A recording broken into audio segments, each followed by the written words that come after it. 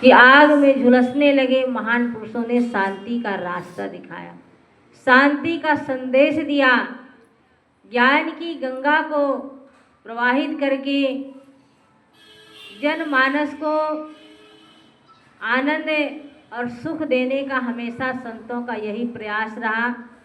लेकिन जब मानव जीव है ये बड़ा अभिमानी है, अभिमान के वशीभूत होकर के संतों के वचनों को जीवन में उतार नहीं पाते और फिर अंत में पश्चाताप करते हैं। तो संतों ने कहा पछताए क्या होता है जब चिड़िया चुग गई, आछे दिन पाछे गया किया ना हरि से हेत।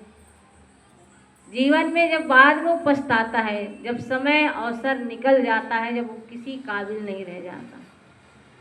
इसीलिए शुरू से संतों ने कहा हमें उस कि महापुरुष मानव को क्या समझाने के लिए आते हैं उस पर विचार करना चाहिए, मंथन करना चाहिए और जीवन में उस सत्य की खोज करनी चाहिए। जीवन इसी के लिए मिला है। लेकिन व्यक्ति संसार में बहुत कुछ ढूंढ लेता है और ढूंढ करके अपने जीवन में उसको प्राप्त कर लेता, पर कभी भी परमात्मा को ढूंढता नहीं है। जबकि हमारा असली प्रयास तो, हमारा असली उद्देश्य क्या है? परमात्मा को ढूंढना। और ढूंढेंगे तो इसी जीवन में मानव शरीर को पा करके ही हम भगवान को ढूंढ सकते हैं, प्राप्त कर सकते हैं। नहीं तो जीवन तो बहुत सारे हैं, 1,84 योनि है, जीव कहीं भी चला जाता है, लेकिन परमात्मा इसी जीवन में मिलता है।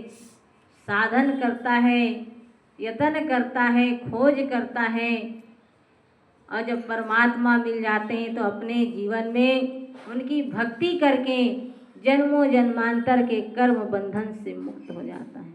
इसी बात को तो अर्जुन को भी भगवान श्री कृष्ण समझाते हैं कि अर्जुन मैं तुम्हें वो पावन पवित्र ज्ञान दूंगा, तू सुमिरण भी कर, युद्ध भी कर, और जिस ज्ञान को मैं तुम्हें देने जा रहा हूँ ये ज्ञान जीव को सारे पापों से मुक्त कर देता है। लेकिन जीव जैसी मेरे शरणागत हो जाते हैं, अपने आप को समर्पण कर देता है, मैं उसको अध्यात्म सत्य का बोध करा करके उसके भव बंधन के बेड़िया को काट करके और उस जीव आत्मा का मैं उद्धार और कल्याण कर देता। लेकिन ये संत महान पुरुषों को समझना बड़ा कठिन है। जीव माया के वशीभूत होकर के परमात्मा को भूल जाता है। अगर वो आ भी गया तो उनको समझ नहीं पाते और उसी को समझाने के लिए महापुरुषों का आना होता है कि उसको कैसे समझा जाए, उसको कैसे पहचाना जाए। पहचानने की विधि क्या है? वो है ज्ञान। इसलिए कहते हैं अंदर बाहर हरिकर वासा, ये गुरु ज्ञान बताएं। भगवान अंदर भी है, बाहर भी है। अंदर है जिसको कोई देख नहीं सकता, अनुभव किया कि परमात्मा हमारे श्वासों को चला रहे, और एक बाहर है जिसको साकार में, जैसे भगवान राम साकार में थे, सगुण रूप में थे, भगवान कृष्ण सगुण रूप थे। ते कहते भगवान के दो रूप, एक सगुण और एक निर्गुण। निर्गुण यानी निराकार, सगुण यानी साकार। जब साकार आते हैं तब निराकार का बोध कराते हैं। परमात्मा तो सबके हृदय मंदिर में है, पर कोई उसको बिना सदगुरु के, बिना कोई साकार महापुरुष के निर्गुण भगवान को देख नहीं सकते। इसलिए कहा भगवान कैसे हैं? तो रामचरितमानस में लिखा है कि बिन पद चले सुने बिनु काना, कर बिनु कर्म करे विधि नाना, आनंद रहित सकल रस भोगी, बिन वाणी वक्ता बड़ जोगी। पैर नहीं है वो चलते हैं, आँख नहीं है पर वो दृष्टा है, सबको देखता है, सारे रसों का वो स्वाद लेने वाला है, जिह्वा भी नहीं फिर भी वो सारे रसों का स्वाद, आनंद रहित सकल रस भोगी। और बिन वाणी गूंगा है पर बहुत बड़े वक्ता है, बिन वाणी वक्ता बड़ जोगी। ये रामचरित मानस में लिखा हुआ है। तो निराकार है पर वो सर्वत्र है, जर्रे जर्रे में है, कण कण में है। और उनका पहचान, उनकी जानकारी, उनका अनुभव जब साकार में महापुरुष आते हैं, जब ही वो कराते हैं, तभी जीव भजन करके, अनुभव करके उसको समझ आता है कि सचमुच में मेरे श्वासों को, मेरे प्राणों को चलाने वाले ईश्वर, वो परमात्मा मेरे अंदर ही बैठा हुआ है। उसको विश्वास हो जाता है।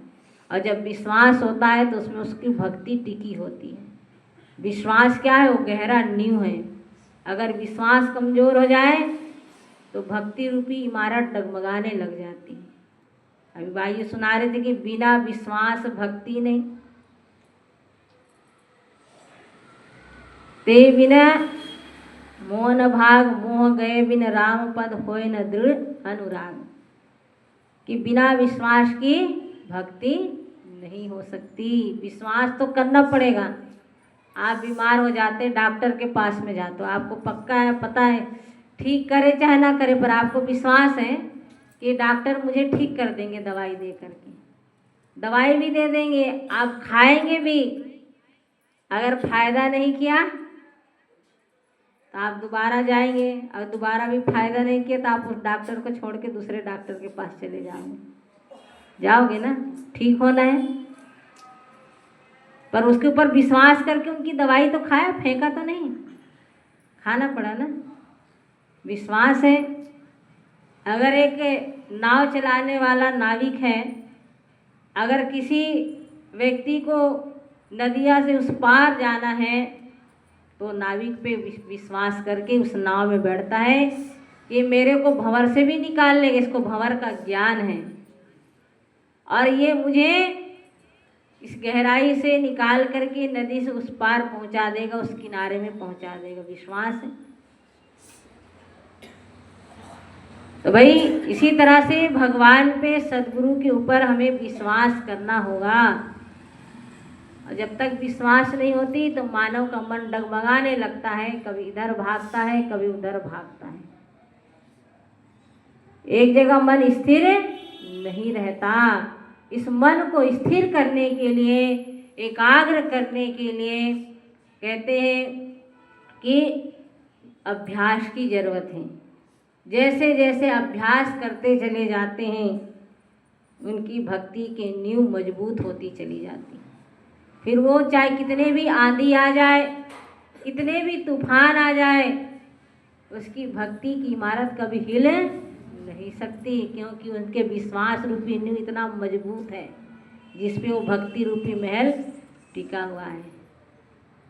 जब सदगुरु से प्रेम होता है, उनके वचनों में विश्वास होता है, तभी भक्त की जीवन रूपी नौका इस संसार रूपी सागर से पार हो जाता है।